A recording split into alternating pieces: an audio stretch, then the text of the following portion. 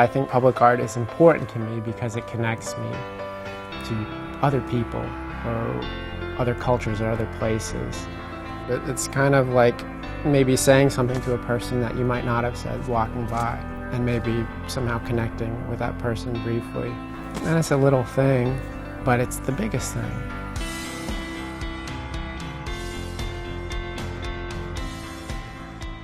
One thing that I really like about St. Helens and that I see happening is a focus on public art, creating a place, an identity.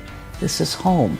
This is for the visitor. Welcome. The Salmon Tree project, it's a beautiful work of art, and I think it's going to be something that's going to enhance the entrance to our community. And people see that and say, hey, this is really neat. My name is Ian Eldred. I'm one of 4 partners with RISA A+D. When we're sitting around talking about working on something, a lot of what we look for is, well, what's kind of the story in this place? One of the things I love about St. Helens is that St. Helens is really very much about the Columbia River. St. Helens was built because of the people fishing. People are still fishing out. Right now, if you look out in the river, you'd see rivers covered with boats.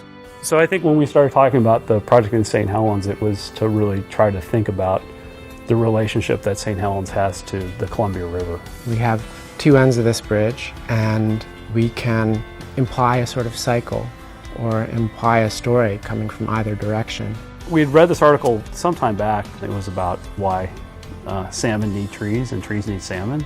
Trees provide shade, they cool the water for the salmon, and then when they die, these trees actually provide refuge within the stream itself for animals that the salmon eat.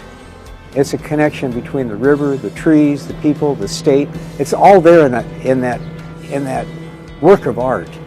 The first sculpture, which is kind of the taller tree sculpture, it'll be CNC cut with patterns that might relate to water currents. And then those water current patterns will essentially become cutouts of the fish, of salmon, of Chinook. The other piece is the tree dissolving, becoming a habitat for the salmon and begin going back into the water. St. Helens, as a community, as a place, has been very special, and they've been exceedingly excited and supportive to making public art.